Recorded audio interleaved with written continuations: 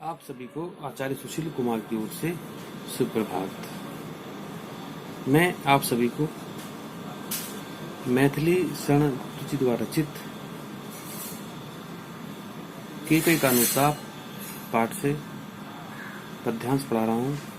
आप लोग ध्यानपूर्वक सुने, समझें और अपनी कॉपी में लिखें। आप बोर्ड क्लास के छात्र हैं। यदि आप लापरवाही करते हैं तो आप परेशानी में पड़ सकते हैं, इसलिए लापरवाही ना बरतें और अपने कार्य में जुट रहें। बोर्ड पेपर कब है इस बात पर ध्यान न दें, केवल हम बोर्ड के छात्र हैं इस बात पर ध्यान दें और तैयारी में जुटे रहें। महर्षि चंद्रगुप्त को आधुनिक युग का तुलसीदास कहा जाता है और महात्मा गांधी ने इन्हें राष्ट्र कवि की उपाधि दी थी। इनकी जो प्रसिद्ध रचना है वो भारत भारती है। तो मैं प्रारंभ कर रहा हूं।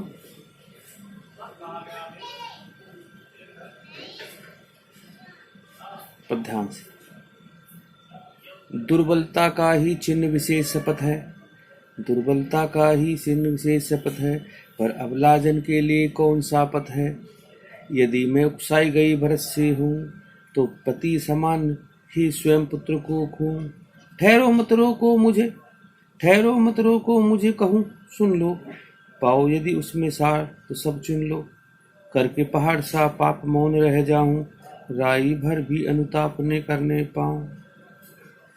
दुर्बलता का ही चिन्ह विशेष शपथ है, पर अबलाजन के लिए कौन सा पथ है।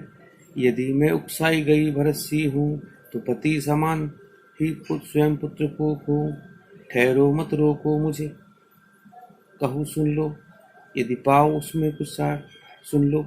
करके पहाड़ सा पाप मौन रह जाऊं, राही भर भी अनुताप ने कर पाऊं।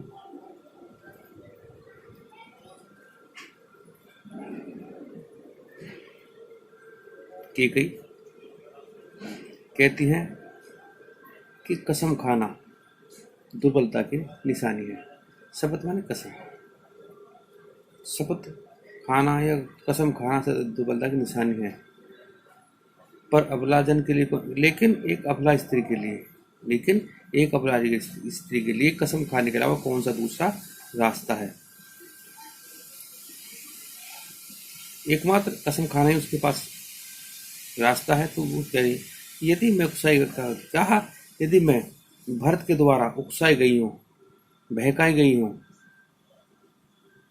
यदि मैं भरत के द्वारा सिखाई गई हूँ, बहकाई गई हूँ, उकसाई गई हूँ, तो भरत से हूँ, तो कहा मैं भरत के समान हो जाऊं, तो अपने पिता के समान। कहा जिस प्रकार मैंने अपने पति को खो दिया है उसी प्रकार मैं पुत्र को भी खो दूं। इस प्रकार मैं पतिहीन हो गई, उसी प्रकार मैं पुत्रहीन भी हो जाऊं। तो वहां बैठी सभा थी, वो कहने लगी भी इस तरह की बातें मत करो, ये गलत बात है। तो समझाने लगी, पर इस पर नहीं रुकती हैं। कहती हैं ठहरो मत रोको मुझे। तो कहा कि आज मत रोको मुझे, आज ठहरो, रुको। आज जो मैं कह रही हूँ, आज मुझे कोई मत रोको, जो मैं कह रही हूँ बस इस बात को सुन लो, क्योंकि बहुत दिनों से मेरे हृदय में एक पीड़ा थी, उस पीड़ा को आज तुम सुन लो। पाओ यदि उसमें सार, कहा पाओ यदि उसमें सार तो सब चलो। कहा कि तुम उस मेरी बातों में जो मैं आपसे कहने जा रही हूँ, यदि उसमें थोड़ा सा भी अच्छा लगे, थोड़ी सच्चाई लगे, तो उस बात को तुम मान लेना।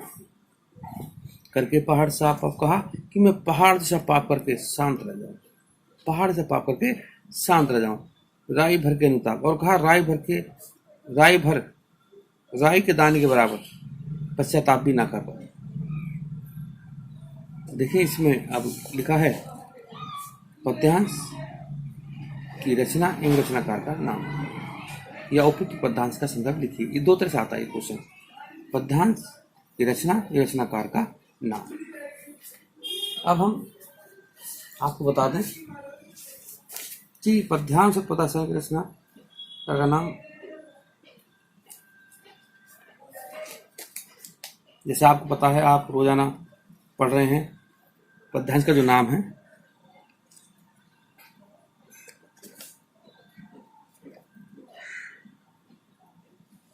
देखिए, प्रस्तुत पद्यांश भारतीय संस्कृति के अनन्य पुजारी और कवि मैथिली शरण गुप्त द्वारा लिखित महाकाव्य साकेत के 8वें सर्ग से हमारी हिंदी की पाठ्यपुस्तक के काव्य भाग से संकलित केकई का अनुताप शीर्षक से उद्गत है। अब बात समझ में आ गई होगी। प्रस्तुत पद्यांश भारतीय संस्कृत के अनन्य पुजारी राष्ट्रकवि मैथिली गुप्त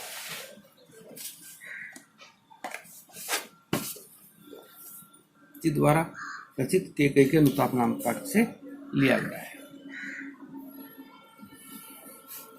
ये इसका हो गया क्वेश्चन नंबर 1। अब इसके बाद हम क्वेश्चन नंबर 2 कहेंगे। तो क्वेश्चन नंबर 2 आप देखें, रेखांकित अंश की व्याख्या कीजिए। रेखांकित अंश की व्याख्या कीजिए। अब रेखांकित अंश की व्याख्या आपको बता दें, ये जो क्वेश्चन नंबर 2 है रेखांकित अंश की व्याख्या है, तो इसे हम रेखांकित अंश की व्याख्या करेंगे। बस आप ध्यानपूर्वक देखते हैं और हम आपको बताने जा रहे हैं। सॉरी। प्रसंग, राम और भरत के परिसंवाद को सुनकर केकई ने अपनी भूल स्वीकार करते हुए स्पष्ट किया है। राम और भरत के परिसंवाद को सुनकर केकई ने अपनी भूल को स्वीकार करते हुए स्पष्ट कहा है।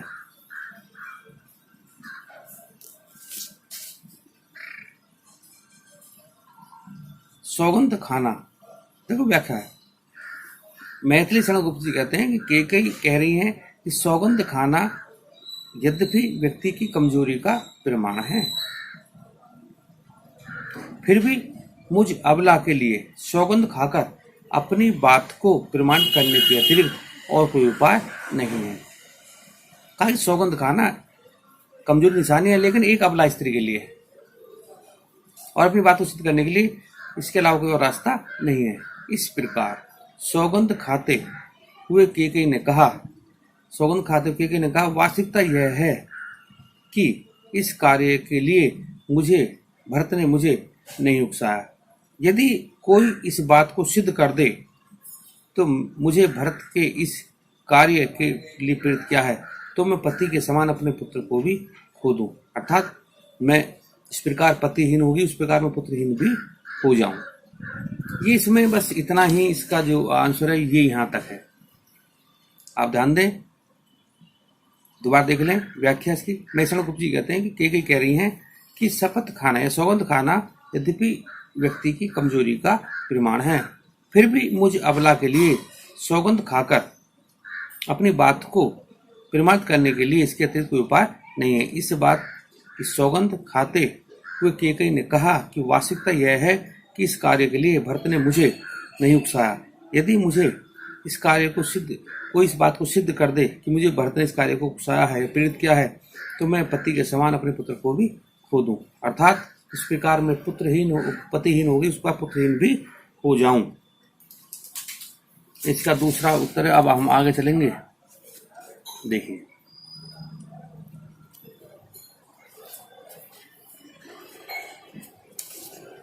दुर्बलता का चिन्ह ही विशेष शपथ है, इस पंक्ति में निहित भाव को स्पष्ट कीजिए। दुर्बलता ही चिन्ह विशेष शपथ है, इस पंक्ति में निहित भाव स्पष्ट कीजिए। इसका उत्तर देखिए, आप देखें यहाँ पर ये जो चिन्ह है इसका केवल आप इसी पर ध्यान देंगे यहाँ तक, क्योंकि बाकी तो हमने सब कुछ कर दिया है। दुर्बलता ही चिन्ह विशेष शपथ है, इस पंक्ति को केकई ने अपनी भूल स्वीकार करते हुए पंचवटी में उपस्थित सभा और श्री राम के समक्ष कहा था, जिसका आशय यह है कि सौगंध खाना यद्यपि व्यक्ति की कमजोरी का प्रमाण है, फिर भी मुझ अबला के लिए सौगंध खाकर अपनी बात को प्रमाणित करने के अतिरिक्त और कोई उपाय शेष नहीं रह गया है। एक बार दोबारा देख लें। दुर्बलता ही विशेष शपथ है, इस पंक्ति को केकई ने अपनी भूल स्वीकार करते हुए पंचवटी में उपस्थित सभा और श्री राम के समक्ष कहा था। इसका आशय यह है कि सौगंध खाना यद्यपि व्यक्ति की कमजोरी का प्रमाण है, फिर भी मुझ अबला के लिए सौगंध खाकर अपनी बात को प्रमाणित करने के अतिरिक्त और कोई उपाय शेष नहीं रह गया है। ये आप ध्यान रखें, एक क्वेश्चन हो गया। इसके बाद जो प्रश्न है आप देखें, अपनी बात को प्रमाणित करने के लिए केकई के पास एकमात्र क्या उपाय था? अपनी बात को प्रमाणित करने के लिए केकई के पास क्या उपाय था। और इससे हम कह सकते हैं कि अपनी बात को प्रमाणित करने के लिए केकई के पास कसम खाने के अलावा और कोई उपाय नहीं था, या कसम खाना ही एकमात्र उपाय था। अपनी बात को प्रमाणित करने के लिए केकई के पास एकमात्र क्या उपाय था, समझेंगे। अपनी बात को प्रमाणित करने के लिए केकई के पास कसम खाना एकमात्र उपाय था। फिर हम देख लेते हैं इसका उत्तर। इसका उत्तर आगे क्या बनता है, तो आप ध्यान दें। अपनी बात को प्रमाणित करने के लिए केकई के पास,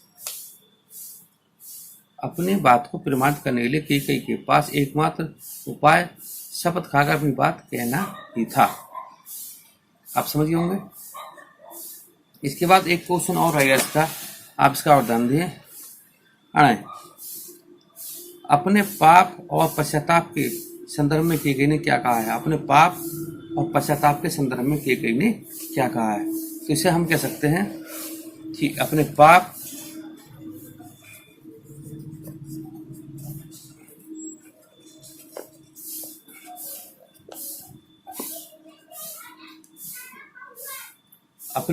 और पश्चाताप के संदर्भ में केकई ने कहा है। अपने पाप और पश्चाताप के संदर्भ में केकई ने कहा कि मेरे लिए यह संभव नहीं कि मैं पहाड़ से बड़ा पाप करके भी चुप रह जाऊं, कि मैं पहाड़ से बड़ा पाप करके चुप रह जाऊं और राई के दाने के बराबर छोटा सा पश्चाताप भी ना कर सकूं। तो आज के लिए इतना ही। कल मैं फिर उपस्थित होऊंगा एक नए गद्यांश के साथ, एक नए पद्यांश के साथ। यदि आपको मेरे द्वारा पढ़ाया हुआ अच्छा लगता है, सुंदर लगता है, तो आप मेरी YouTube चैनल को सब्सक्राइब करें और बेल आइकन दबाएं, जिससे मेरी आने वाली सभी वीडियो सबसे पहले आपको मिल सके। आप मेरी इस वीडियो को अपने यार दोस्तों में भी शेयर करें, जिससे वो भी इसका लाभ उठा सके। धन्यवाद।